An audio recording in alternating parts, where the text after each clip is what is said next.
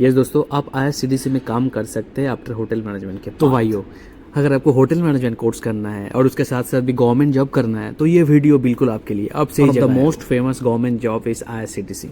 सो आप hotel management course करने के बाद बिल्कुल आईआरसीटीसी में ज्वाइन कर सकते हो। तो आगे जानेंगे आप कैसे अप्लाई कर सकते हो और इसके लिए क्या क्या आपको करना पड़ेगा और कौन सा पोस्ट के लिए आप अप्लाई भी कर सकते हो। तो चलिए दोस्तों, शुरू करते हैं।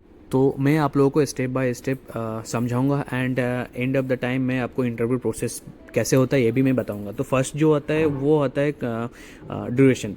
सो बेसिकली जो आईआरसीटीसी का जॉब होता है वो 2 ईयर्स बेसिस कॉन्ट्रेक्चुअल बेसिस होता है एंड कभी कभी 1 ईयर एक्सटेंडेड हो जाता है। एंड बात करते हैं सैलरी, तो टोटल सीटीसी सैलरी आपको 30,000 तक मिल जाता है और अदर अलाउंस भी अलग से आपको प्रोवाइड किया जाता है। अगर आपके पास 2 ईयर्स एक्सपीरियंस है तभी इस जॉब के लिए आप अप्लाई कर सकते हो।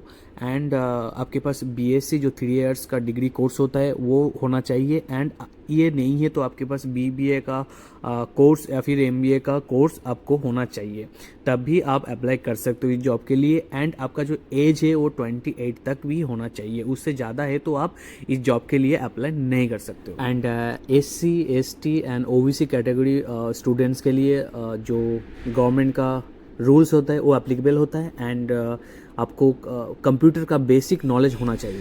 सैलरी के साथ साथ आपको कुछ एक्स्ट्रा अलाउंस प्रोवाइड करता है आईआरसीटीसी। लाइक आप अगर एक्स्ट्रा ड्यूटी करेंगे, अगर आप छुट्टी पे ड्यूटी करेंगे, नेशनल हॉलीडे जिस दिन होता है उस दिन आप ड्यूटी करेंगे, अगर आप नाइट स्टे करेंगे तो इसके लिए आपको अदर अलाउंस प्रोवाइड करता है आईआरसीटीसी। एंड आपको मेडिकल इंश्योरेंस भी प्रोवाइड करता है आईआरसीटीसी। अब मैं बात करता हूँ जॉब ड्यूटी एंड रिस्पॉन्सिबिलिटी के ऊपर। देखो, अगर आईआरसीटीसी हायर करेगा तो एज ए सुपरवाइजर और कैप्टन आपको हायर करेगा।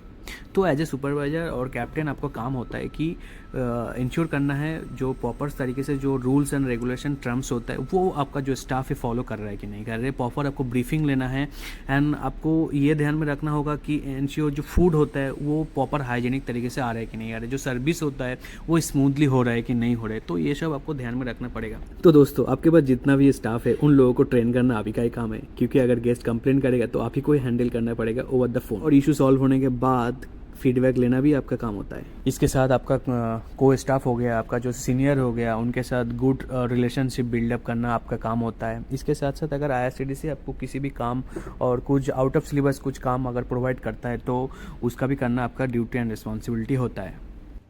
अब मैं बात करता हूँ आप इस जॉब के लिए कैसे अप्लाई कर सकते हो। इस जॉब के लिए आप 2 वे से अप्लाई कर सकते हो। 1 वे कि आपका जब कॉलेज में काउंसलिंग होता है आफ्टर 3rd ईयर के बाद, तब आईआरसीटीसी आपको कॉलेज में आता है तो वो इजी प्रोसेस होता है, इंटरव्यू वगैरह होता है और ऑफर लेटर आ जाता है, वो कॉलेज के हाथ में होता है पूरा।